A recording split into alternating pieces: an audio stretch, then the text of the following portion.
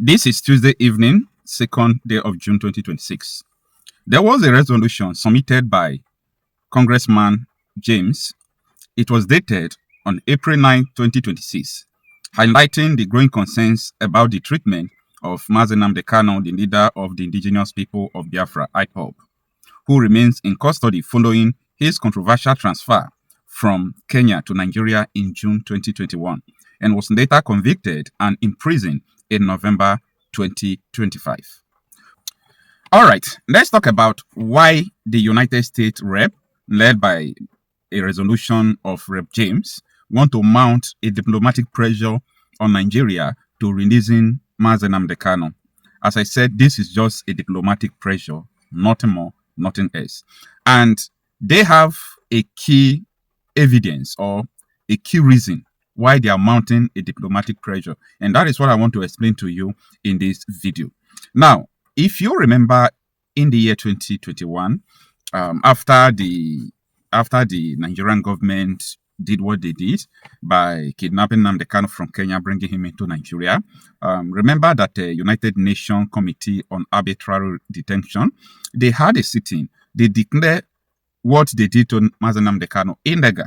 It was everywhere. Remember what James Omotosho said, that international law or international United Nations law cannot supersede Nigerian constitution. So that is why he did not even look towards that angle to judging Nnamdi Kanu case. Whether the United Nations said Nigeria is wrong by detaining him, it does not concern them. So they are not bound to obeying a law that they have signature on. But little do they know that that is also a key factor where the United States of America Rep James will come in to advocate for the release of Nnamdi Kanu.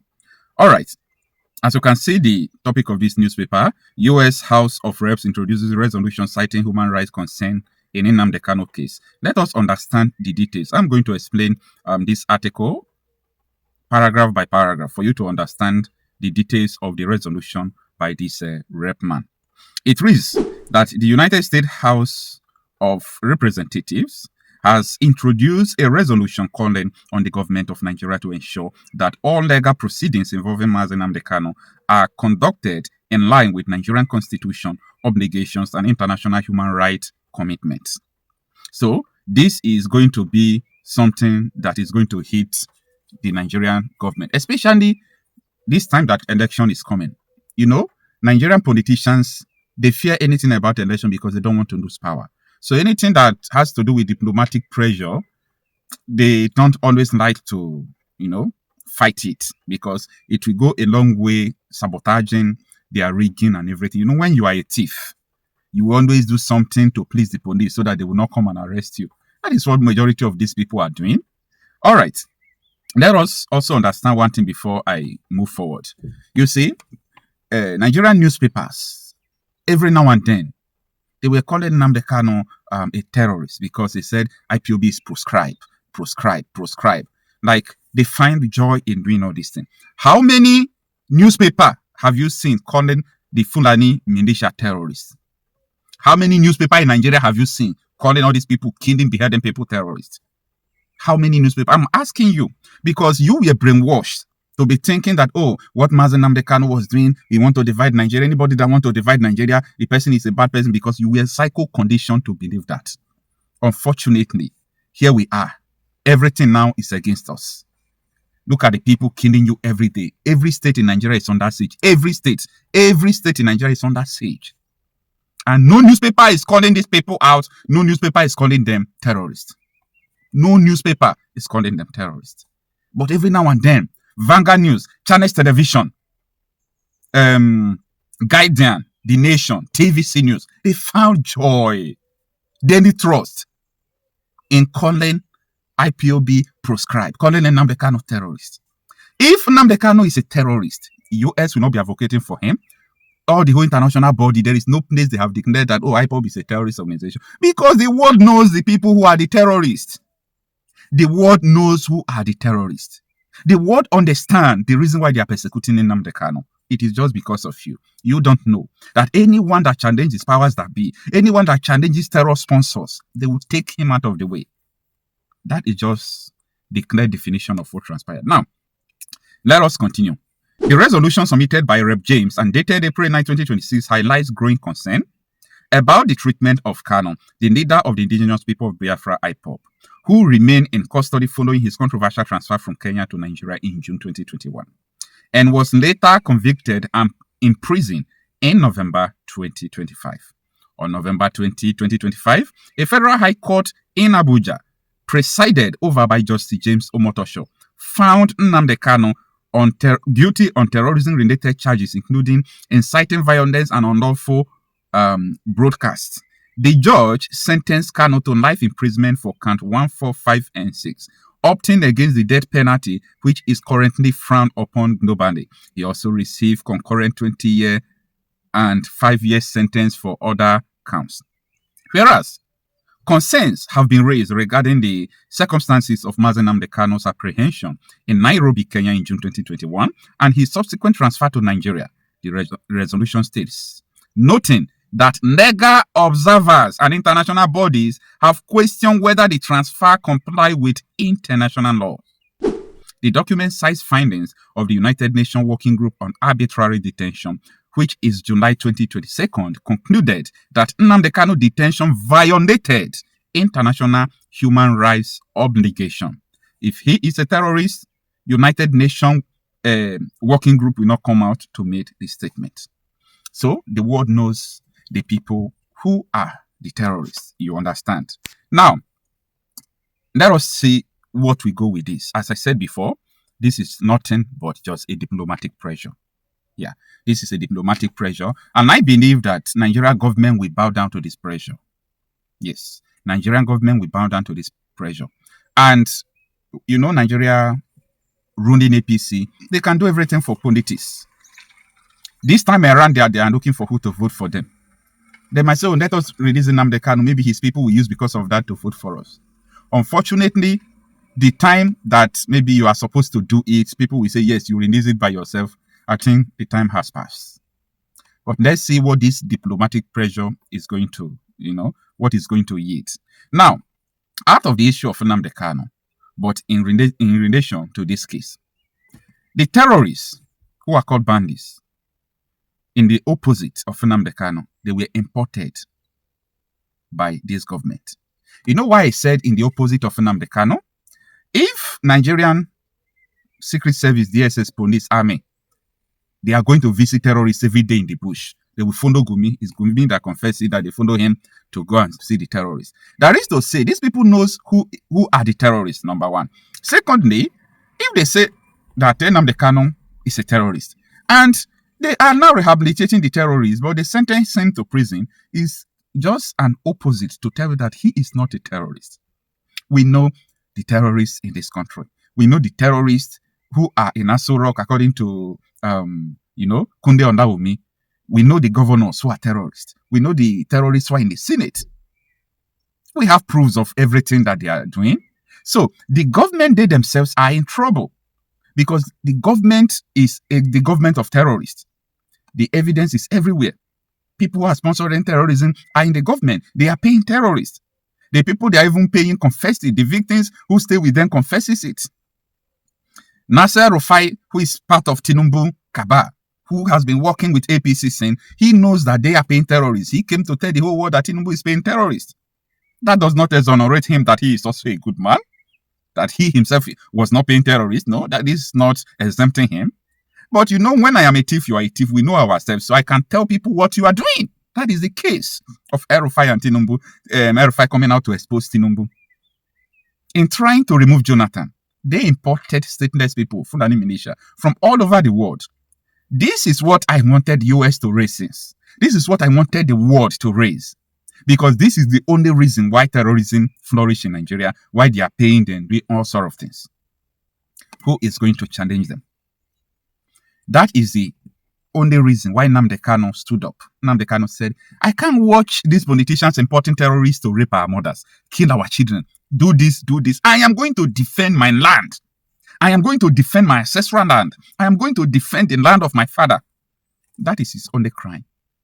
He started broadcast, educating people, trying to make sure that people wake up from their slumber, emancipating people, and they see that this man is a problem. we cannot completely capture Nigeria if this man is free. Never can we capture Nigeria if Nnamdi Kanu is free. And a lot of people don't know that if Nnamdi Kanu is not in detention, that Fulani terrorists will not stage in Nigeria today. It's a promise. You don't know. If Nnamdi Kanu is not in detention, Fulani terrorists will never capture Nigeria. As I speak to you, every state, including my state, Delta State, is under siege. Everywhere, these people are killing. But when Nnamdi Kanu was challenging them, equipping people mentally, people of Benue, he was equipping them mentally. Then he formed a vigilante group called ESM because there was nothing like security outfit defending our land. Military and police, they were colluding with the terrorists. The evidence of collusion of the military and the terrorists is everywhere. I still have it. They were colluding. You know, when T.Y. Danjuma said they collude, people fail to understand that. When Kunde Ondawumi, head of military intelligence agency, now retired, said they are the terrorists, they are in the government. People fail to understand. But that is the real thing I am telling you today. That if Nnamdi Kanu is not in detention, Fulani militia will never capture Nigeria. But people will not understand it. People will say, no, Nnamdi Kanu was the one that was arming boys. They destabilized the Southeast. Shut up. What did you know? What do you know? Do you have the proof how the Southeastern governors, how they arm their boys answering ESM? These are the boys that even though military captured them, military will say, we have captured these people. Tomorrow, these people will leave. Who is releasing them? These people have also confirmed that governors approach them. Governors buy Igbo for them. Governors do all sorts of things for them. There is no insurgency, insecurity that can last in a country for 1 year, 6 months, 1 month if the government is not involved. Don't let anybody to deceive you that there is somebody hidden sponsoring insecurity. I read the story of Anini.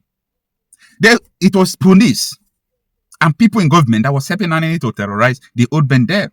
But when the president asks the police inspector, where is Anini? Get him or you will get you fired. They produce Anini now. They produce him. So when we are talking about all this, we know what we are talking about. We know what we are talking about. If Nnamdi Kanu is not in detention, Fulani militia will never capture Nigeria. The man was like a bone. Just telling you what is going to happen, exposing so many things. And he was hated for that. He was hated for that. Now, the question is this. If the United States House of Rep receiving this submission, putting diplomatic pressure on Nigeria, if they succeeded in releasing Nnamdi Kanu, there are a lot of truths that is going to be unfolded. A lot of truths will be unfolded. People in the government, they are the one who are sponsoring insecurity, not individuals. I was watching these terrorists.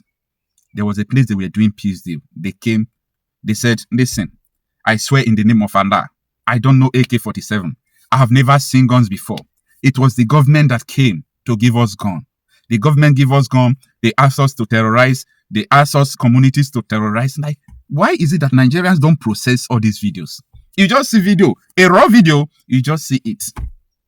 ISWAP will come, they will say, ISIS will come, they will say, Taraba, convert to Islam or you will kill all of you. Everybody is folding their hands, hoping that, 2027 is going to come and they are going to change anything. Like you hope that Buhari should leave. And Tinubu now enter office, Tinubu became worse. Now, this is my last submission I'm going to tell you. And it's not about Nnamdi Kanu now. It's about your hope for 2027. The reason why I will never oppose anyone during an election, even me myself, I will tell you the truth. If I want to participate in election, I can go and participate, but I will tell you the truth. Nobody will win an election that will change Nigeria. If Tinubu win the election, there will be chaos, there will be anarchy, because the terrorists will be on rampage. Everybody will be angry because they will say they did not vote for him and he won. Then, if another person like P2B win the election, P2B is not a terror sympathizer, it's not a terror sponsor. P2B is a good man. But you see people in government today, they control the terrorists in Nigeria.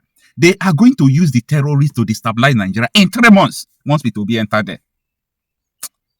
There are some things that are supposed to be left unsaid. They will destabilize. See, in 2014, few months to election of 2015, Osinbajo came to national television. He said, Goodluck Jonathan win election, we create parallel government. Do you know the meaning of parallel government? Meaning they are going to have different government in Nigeria. Other than Jonathan, they will divide Nigeria. That was what APC was telling you. We are going to create a parallel government. Then Buhari said, if I lose this election, the streets will soak with blood. The street, the monkey and babu will be soaking blood. Like, he was telling you that if I lose this election, we will massacre everybody in Nigeria. Then his vice said, we'll create a parallel government in Nigeria. I'm telling you, they will do it. They will do it. So, you people should wise up. Oh. Wise up now. That is why I am saying that, you see, this pseudo nation is not, it's not sustainable. Keep on believing what you are believing. You are not in obligation to believe what I'm saying, but may God keep you alive to remember what I'm telling you now. They are going to destabilize Nigeria. These people don't love Nigeria. They have the intention. There is an interest to turn Nigeria into an Islamic Sharia state, a terror stronghold. People in the intelligence circle knows this. So, I'm just saying this because a lot of people may say they are disappointed. Go and do your elections, do your campaigns. If I want to campaign for anyone, if I want to vote for anyone, I will do. But you know why I won't shake? Because I already know either this or this the outcome. Yeah, it's catastrophic. Because the country is not sustainable. The country is not one. The country is not supposed to be one. The country has no business of being one. But here we are. See you in my next video.